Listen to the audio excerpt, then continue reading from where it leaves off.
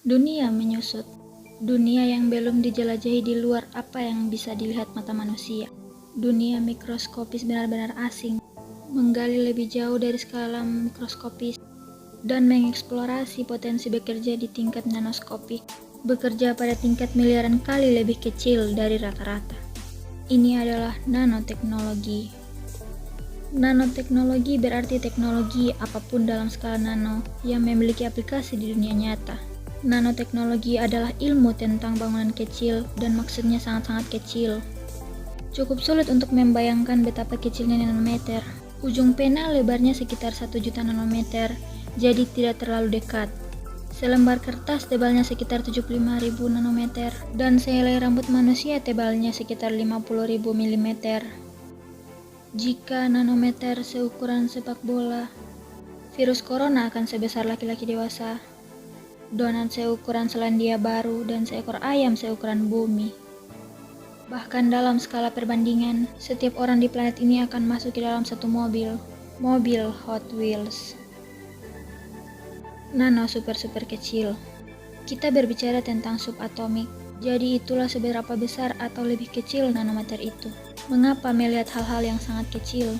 Mereka mengajari kita tentang alam semesta, tempat kita hidup, dan kita melakukan hal-hal yang sangat menarik dengan mereka. Ketika kita pindah ke skala nanosains dan nanoteknologi dapat digunakan untuk membentuk kembali dunia di sekitar kita. Secara harfiah, segala sesuatu di bumi terdiri dari atom. Makanan yang dimakan, pakaian yang dikenakan, bangunan dan rumah yang kita tinggali, dan tubuh kita sendiri. Sekarang pikirkan tentang cara kerja mobil. Bukan hanya memiliki semua bagian yang tepat, tapi harus berada di tempat yang tepat agar mobil berfungsi dengan baik. Dengan cara yang hampir sama, bagaimana atom yang berbeda diatur? Dengan nanoteknologi, memungkinkan untuk memanipulasi dan memanfaatkan keadaan. Seperti mengatur balok Lego untuk membuat model pesawat terbang atau pesawat luar angkasa. Tapi ada masalah. Sifat benda juga berubah ketika dibuat lebih kecil. Fenomena berdasarkan efek kuantum, perilaku atom, dan partikel subatomik yang aneh, dan terkadang berlawanan dengan intuisi. Tetapi lumen alaminya penting dimanipulasi dan diatur pada skala nano. Jadi kita tahu bahwa sifat material bergantung pada ukuran ketika bekerja pada skala nano. Para ilmuwan memiliki kekuatan untuk menyesuaikan dan menyempurnakan sifat material dan mampu melakukan ini untuk beberapa waktu sekarang. Mengubah sifat seperti titik leleh, fluoresensi, konduktivitas listrik, permeabilitas magnetik, aktivitas kimia untuk beberapa nama. Tapi di mana melihat hasil pekerjaan seperti itu? Ada banyak produk komersial yang sudah ada di pasaran, yang digunakan setiap hari tanpa dimanipulasi dan dimodifikasi menggunakan nanoteknologi. Beberapa contoh termasuk film skala nanobending pada kacamata, layanan lain untuk membuatnya tahan air dan tahan gores.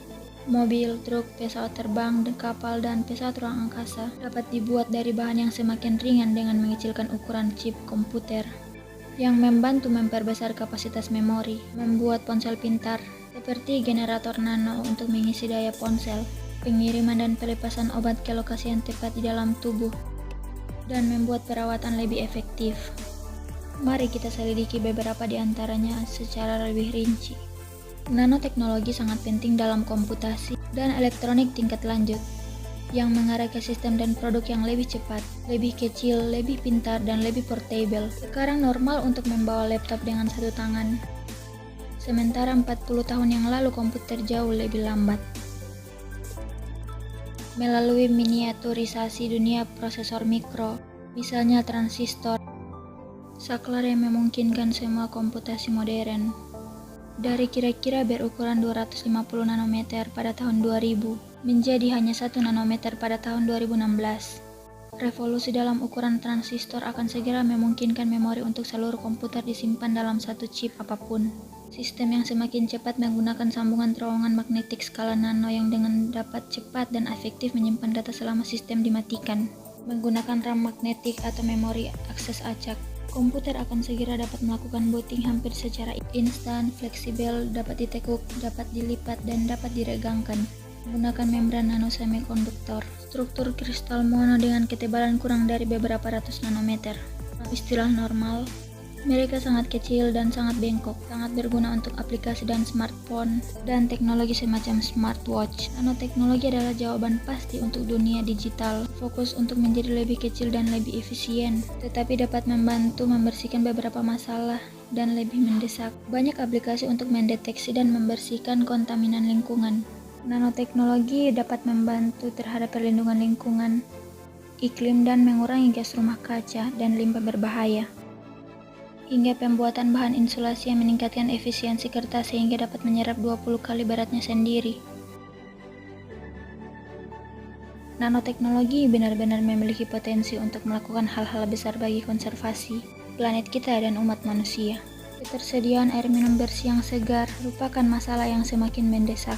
Dengan dikaitkan dengan pertumbuhan populasi, polusi, mitigasi perkotaan, dan pengaruh perubahan iklim, nanoteknologi memiliki kekuatan dan janji untuk tidak hanya mendeteksi polutan, tapi untuk menyaring dan memurnikannya.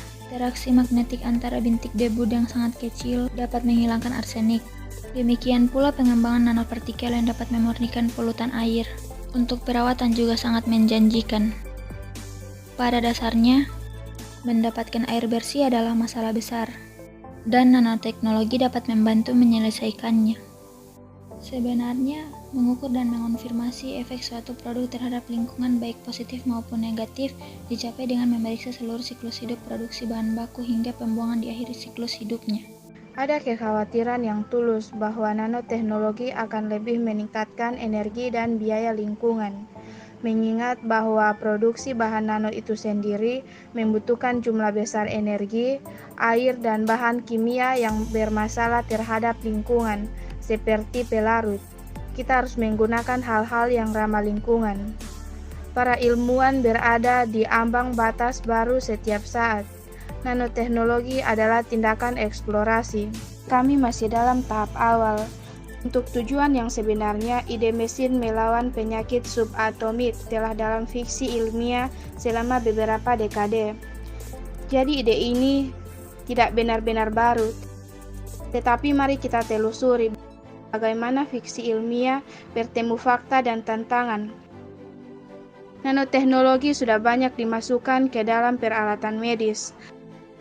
Obat nano adalah aplikasi nanoteknologi dalam kedokteran. Ini digunakan untuk diagnosis dan pengobatan pencegahan penyakit. Nanopartikel dapat merangkum atau membantu mengantarkan obat langsung ke sel kanker dan meminimalkan risiko kerusakan jaringan sehat. Para peneliti sedang mengerjakannya. Peningkatan kemampuan alat pencitraan dan diagnostik yang dimungkinkan oleh nanoteknologi membuka jalan keberhasilan. Titik kuantum adalah partikel semikonduktor kecil, kadang-kadang disebut sebagai atom buatan, karena kemampuannya untuk berperilaku seperti atom dan molekul. Disebutkan sebelumnya, titik kuantum memiliki sifat optik dan listrik berbeda dari partikel yang lebih besar. Namun membuat titik kuantum adalah proses yang sangat mahal, yang menghasilkan sejumlah besar limbah, dan kami meninjau kembali masalah lingkungan tersebut. Hebatnya, meskipun para ilmuwan baru-baru ini mengembangkan metode berbiaya rendah untuk membuat titik-titik kuantum ini menggunakan beberapa bahan kimia dan ekstrak daun teh. Hasilnya benar-benar menakjubkan dengan banyak potensi. Penelitian membuktikan bahwa titik-titik kuantum yang dibuat dengan daun teh dapat menembus kulit dan mengurangi pertumbuhan sel kanker sekitar 80%. Bukan hanya bagaimana kita menghadapi penyakit besar yang dapat diubah oleh obat nano. Para peneliti sedang mengeksplorasi cara untuk menumbuhkan jaringan kompleks dengan tujuan suatu hari nanti menumbuhkan organ manusia untuk transplantasi. Robot nano sedang membangun paket kecil dan menyelesaikan tugas secara otomatis.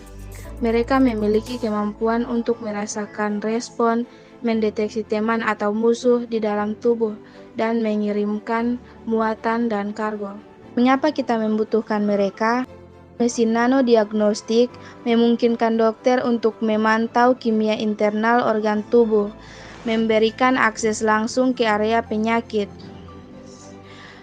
Nano Bot juga dapat dilengkapi dengan pemancar nirkabel, sehingga dokter dapat mengubah metode pengobatan untuk merespon secara khusus keadaan kondisi medis. Penelitian tentang nanobot dalam kedokteran seperti antibodi buatan, sel darah putih dan sel darah merah buatan, serta nanobot antivirus. Nanobot sebenarnya memiliki potensi untuk mengatasi banyak masalah kesehatan selain kanker, seperti membuka blokir pembuluh darah di area yang sulit dijangkau, mengambil biopsi atau mengukur tingkat bahan kimia tertentu.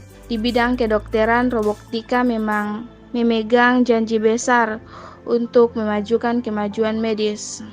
Ungkapan begitu dekat namun begitu jauh di benak, karena ada banyak tantangan dan hambatan yang harus dihadapi sebelum nanobot bedah mencapai uji klinis. Para ilmuwan memiliki banyak tantangan untuk diatasi sebelum potensi nanobot dan obat-obatan benar-benar dapat diwujudkan. Para ilmuwan juga belum mengetahui bagaimana cara agar nanobot tidak dihancurkan dan dikeluarkan dari tubuh seperti benda beracun atau asing lainnya.